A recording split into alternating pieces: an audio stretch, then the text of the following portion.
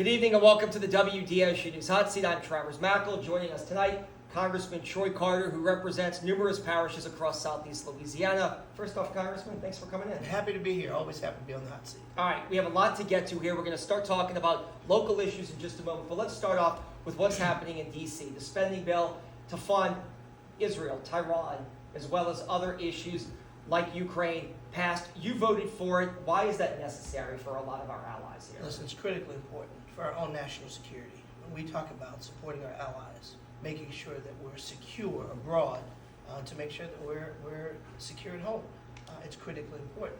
And we know the strategic alliances that we have are critical to protecting us from the onslaught of terrorism, insurgency into America. It's more than what meets the eye. We once stood on the steps of the Capitol, Republican and Democrats, and pledged 100% support for Ukraine to push back against Putin. Yet somewhere along the line, because apparently there was a shift in party philosophy with my friends on the Republican side, that was held up. And that's unfortunate because as a result of that, we lost critical grounds in pushing back against Putin and his self-styled war that is a threat to democracy across the country. So what we did last week and what Speaker Johnson did last week, even in the face of threats with his own party, was the right thing to do to support Israel and to support Ukraine and Taiwan, to make sure that we're pushing back against the evils of those who would threaten our democracy.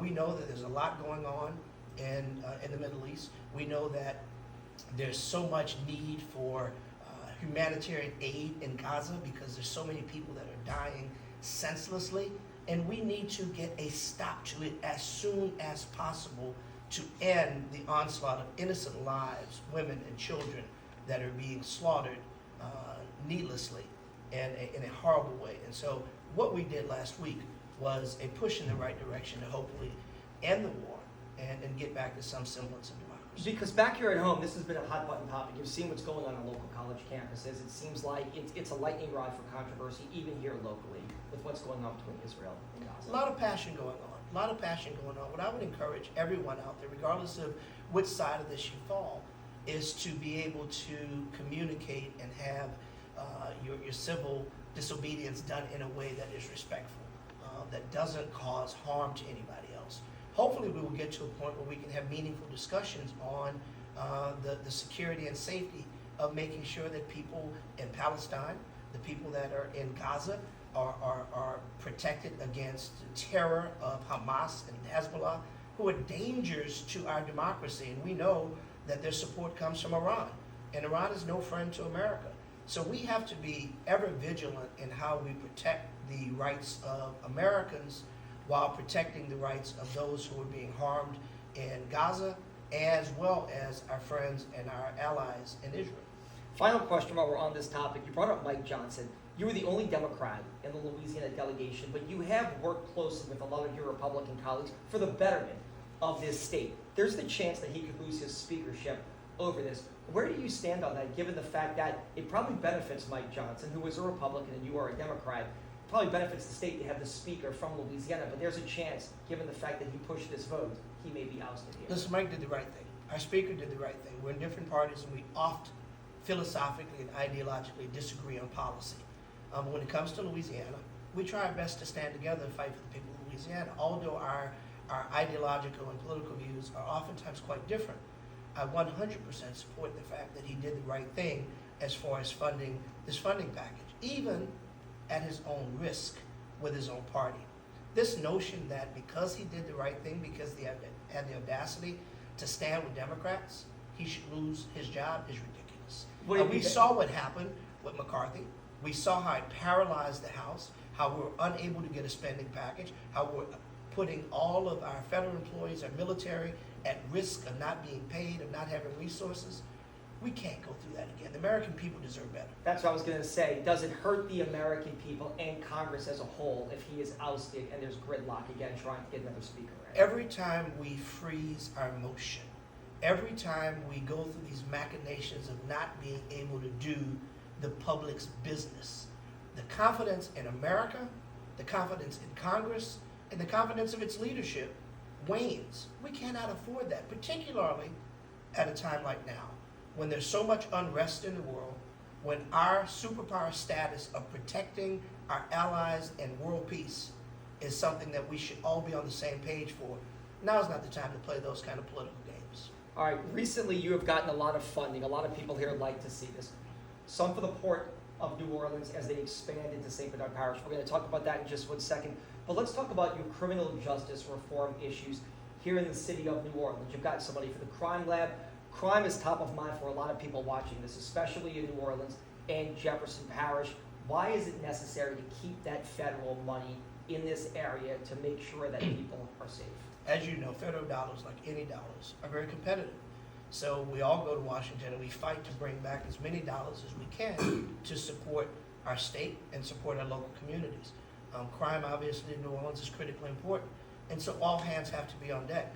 So rather it is funding the crime lab, which is so critically important because we know since the storms, we've not had a fully functional crime lab. We've had to use the state police. Well, now we'll be able to have our own crime lab. And what does that mean? Access to the most modern technology, making sure that we're able to open cold cases, making sure we're able to use DNA and other state-of-the-art technologies, making sure that we have money for crime prevention. Because at the end of the day, we'd much rather prevent crime than arrest crime. If we can stop people from becoming criminals, that's far better than catching someone. So we've got to invest money in making sure that we stop the bad actors before they become bad actors. And so we've pumped in millions of dollars into this area to make sure that we partner with our local police department, with our state police, with our communities, with the sheriff's offices, to make sure the resources are in place to protect our communities. Let's talk about guns. You're familiar with this. Before you were in Congress, you were in the Senate. Before that, you were on the council. And before that, you were a state house member who represented Algiers. And you were telling me before you passed the first carve-out district in the city of New Orleans to make them gun-free zones.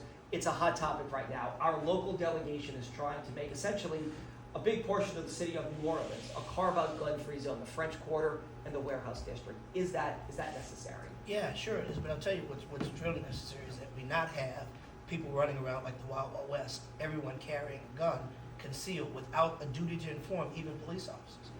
This measure puts police officers at risk, puts communities at risk, because now anyone can tuck a firearm in their waistband, and when the police comes over, they don't even have to inform them. Under old law, you had the duty to inform.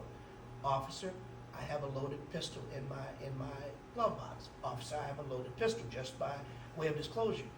When you remove that duty to inform, when you remove those safety belts that protect citizens and law enforcement, it's very dangerous. Now, in 1992, a brand new, fresh member of the Louisiana House of Representatives, I passed gun-free zones for Louisiana.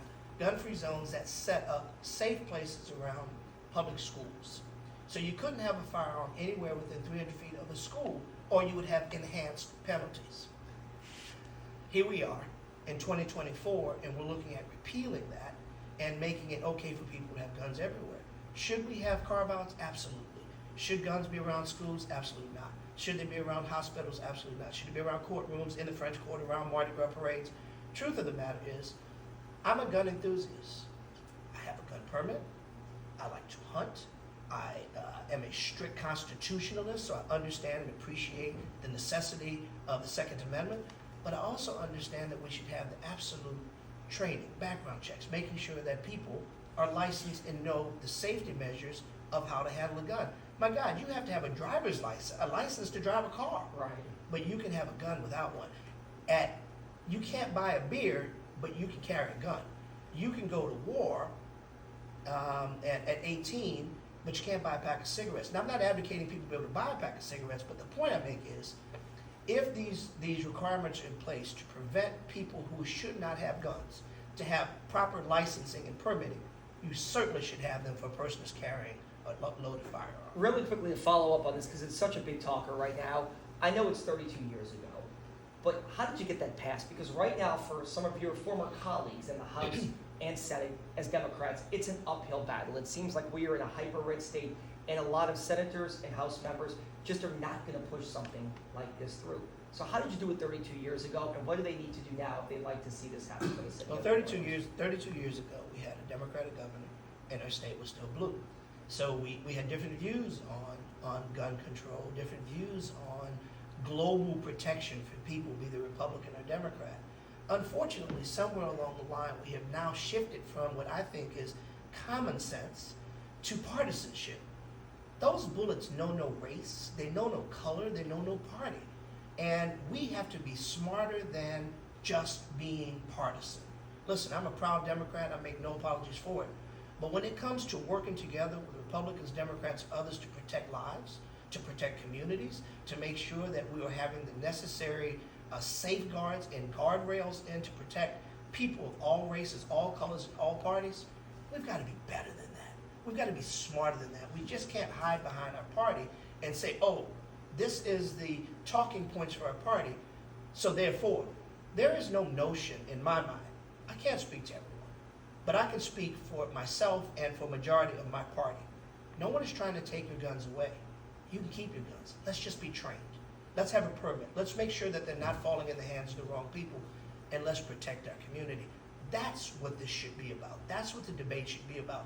Not about which party is winning. We're Americans, and our role should be to fight for America, not for our party. Really quickly, not to rush you, because we do want to get to a couple more topics, especially insurance. Let's talk about the port. The money that you secured, it was tens of millions of dollars. There is pushback, though. St. Bernard is still fighting this legally in court, but it does seem like it's full steam ahead for the Port of New Orleans and this project that's going to expand. Listen, from everything from expanding to being able to have expanded containerized shipping, but also making sure that the many trucks that come in are environmentally friendly, to make sure that we're reducing emissions. The last $7 million was to make sure that we outfit trucks to make sure that they are reduced emissions. But the expansion into St. Bernard, into one port, into having, while we have multiple ports and everyone's free to have their autonomy, we really ought to be looking at us being one. Not taking away anybody's authority within their individual ports, but we should swing from the same vine, working together. And to our friends in St. Bernard, I have pledged to work closely with them to make sure that we mitigate whatever the issues are, whatever the concerns are, to make sure that this expansion is good for St. Bernard, good for Jefferson, good for Orleans, good for Plaquemines, and good for our entire state. Because remember, we should not be competing against each other as a port. The rest of the world, those are the ones that we compete against. We're Louisiana, and we once had the strongest port, and we will again. These resources will get us a long way to rebuilding and strengthening our port, so we can have the kind of jobs, economic development, and commerce that we know our port can handle. Yeah, I think people want to go back to what it was as well, too, to make sure that we are one of the strongest ports in America. Let's talk about insurance right now. Next to crime, that is probably the number one issue. People feel like they just can't afford it. Homeowners say, I'm getting priced out. Businesses don't like it. Obviously, a lot of this is a federal issue with risk rating 2.0. How are you working with Tim Temple, who is a Republican, but I think it's bigger than politics here? How are you working with the state to try to get people more affordable insurance? Well, there are two parts of this that people should understand. So, flood insurance is a federal program. The National Flood Insurance Program is fully funded by the federal government, operated by the federal government. The homeowners insurance is regulated by the states.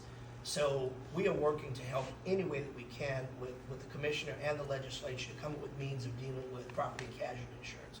We know the risks, we know the pain, we know the exponential jumps in cost that have been happening. So we pledge ourselves, the federal government, to work with the state to help come up with those resolutions. Now, shifting to flood insurance, which is singularly as property casualties for the state, flood insurance is singularly on the federal government. And I've had Secretary Mayorkas of Homeland Security, I've had the administrator of flood control, Dina Griswold, to be in front of our office to talk about emergency preparedness, to talk about what are we going to do about risk rating 2.0, because we know, and listen, we've had them both on the ground here in Louisiana. I've had them both in my office, had them both before us in committee, in Homeland Security, to talk about what we are going to do. Dina Griswold is the secretary, or the administrator rather, for FEMA. FEMA has responsibility for flood control for the whole 9 yards. And we've asked them to give us the algorithms, give us the formula of how you come up with this risk rating 2.0 that we know is strangling homeowners in Louisiana and other parts of the country. Right. This risk rating 2.0 is literally moving people from from a point of being able to live in homes that they paid for, because the rates have gone up so high. In a very bipartisan way, I can say without fear of contradiction, every member of our delegation has worked in the same vein to write letters to the president, to call them before committee hearings, to look at possible ways of having administrative changes and legislative changes. So we're not going to sit on our hands. We know how important this is. We will continue to work until we find a way to correct risk rating 2.0 and bring those prices down so people can afford to live in the homes and the neighborhoods that they choose, many of which are retirees and senior citizens whose homes have been paid for years. Here's the further risk, insult to injury. A person decides that I can't afford to have insurance. Now I don't have it anymore. If you don't have a mortgage, there's nobody going to force you to do it. So now you go without insurance. Pay me now or pay me later. A peril comes. A person chose not to have flood insurance. Federal government steps in anyway. So isn't it better for us to provide resources so people can insure themselves in an affordable way and not be an additional burden to the federal government? It's government's job, and I'm going to continue to fight to find ways to make sure we reduce those rates. I hope so, because a lot of people watching this right now are definitely concerned about it. Really quickly, in about 2 minutes, because we are running out of time here. A lot of stuff going on in the state capitol. 3 years ago, before you were elected to Congress for the first time, you were a state senator right now. The optics of everything seems like it's Republicans basically getting their way at the State House right now. Is that unfortunate for the Democratic Party, or voters who vote Democrat, or voters who are just nonpartisan, who said, hey, look, I just want what's best for the state, but it seems like everything has to be Republican and Democrat, especially right now in Baton Rouge? It's unfortunate for Louisiana, because whenever we put our party ahead of people, we put politics ahead of people, the people lose. We've got to put people ahead of politics. And regardless of what party, everyone has a right to their own philosophical and ideological views. It's okay. None of us have a patent on being correct. We all have the right to have our own ideas and to love our parties. But we should never put our parties so far ahead of the people. And I'm afraid that's what's happening in Baton Rouge now, that you have this stark fight between Republicans and Democrats, that one party rules, and so anything that Democrats want is killed, everything. That's just not smart. And it's not that it's bad for just Democrats or Republicans. It's bad for Louisiana. It's bad for business. It's bad when we say a Democratic idea is no good because Republicans are in charge. That doesn't make any sense. If you have a good idea, and it's going to save lives, and it's going to provide for resources to the people, man, we should jump on that. If a Republican brings it, it's good, we should go with it. If a Democrat brings it, it's good, we should go with it. Listen, $71 million I fought to bring to Louisiana for EBT, the summer feeding program. And the governor says we don't want it because it's $2.5 million or $3 million to administer it. But then Cameron Henry, the Senate President and the Speaker who are Republicans, and that's the point. That's the point I'm going to make. $3 million to come in and administer $71 million. I'll take that deal. $3 million for $71 million to feed needy kids throughout our community, all throughout the state, black, white, Republican, Democrat, otherwise. But here's the next part. Being able to take those dollars and have people spend it in our local stores, with our local merchants. It's enhancing our economy. It's a win-win. And thank God for Jason Hughes, for Cameron Henry, for Speaker DeValier, for those who are stepping up, Republican and Democrats, saying, whoa, pump your brakes. Governor, this is not right. This is not something we should do. So the battle continues. I'll continue to fight with USDA, work with USDA to get these dollars here. And fortunately, we have President Cameron Henry and Speaker DeValier, Jason Hughes, and a whole host of other members, Delisha Boyd and others that are working to push forward, and our city council, who's been working hand in hand with me as well, to make sure that we find a way to feed children. These issues should not be partisan. You know, roads and bridges and flood control, environmental justice, quality of life, safety, police. These issues we're all excited about. All issues that we want to see some fairness and comfort with. They should not be stymied because a different party is trying to bring it. Listen, man, we're Americans, we're Louisianians, full stop. Party next. All right, Troy Carter, we appreciate your time. Thank you, my talk friend. for the next hour here. Unfortunately, We are out of time. You can see this entire segment of the hot seat tomorrow morning on our website, WDSU.com.